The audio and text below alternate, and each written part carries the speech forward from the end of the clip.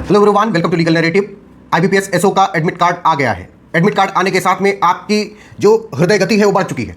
उस हृदय गति को संतुलित करने के लिए मैं आपके लिए ये वीडियो लेकर के आया हूँ, शॉर्ट वीडियो, जिसमें मैं बताने वाला हूँ कि आपको हर एक सब्जेक्ट से, चाहे वो रीजनिंग हो, चाहे इंग्लिश हो, चाहे जनरल अवेयरनेस हो, चाहे प्रोफेशनल नॉलेज हो, आपको कौन कौन से टॉपिक को रिवाइज कर लेना चाहिए जिससे आपका प्रीलिम्स इजीली क्वालिफाई हो जाए। ठीक है, तो आप ध्यान से सुनो।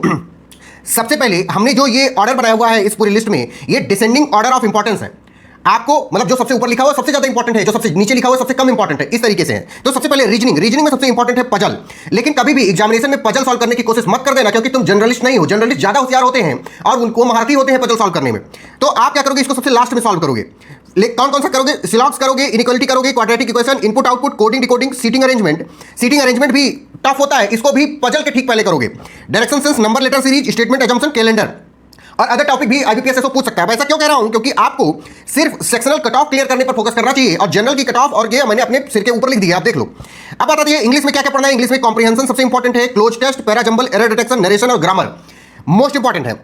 इसको कैसे यूज करना है, क्या क्या यूज करना है, ये भी हमने इसमें लिख दिया है, आपने पढ़ लो। आपको कुछ नहीं करना है, आपको लीगल नैरेटिव के टेस्ट लगाने हैं, लीगल नैरेटिव के लेक्चर्स देख करके नोट्स से रिवाइज कर लेना है। Most important aspect general awareness का आता है। जनरल अवेयरनेस में सिर्फ और सिर्फ एक सोर्स रेफर करना है, वो है लीगल नैरेटिव की मैगजीन और लीगल नैरेटिव के MCQ booklet along with the test. और ऑनलाइन टेस्ट जो legalnarrative.com पे प्रोवाइडेड है वो भी exclusively questions from MCQ booklet को कंटेन करता है। आपको क्या करना है, उनको पहले बुकलेट से पढ़ना है, फिर ऑनलाइन टेस्ट में जाकर के उसको सॉल्व करना है। यानी कि एक ही चीज का मल्टीपल रिवीजन कर लेना है एंड इट इज गारंटीड कि 95% क्वेश्चन सिर्फ और सिर्फ उन्हीं एमसीक्यू बुकलेट से आ जाएंगे।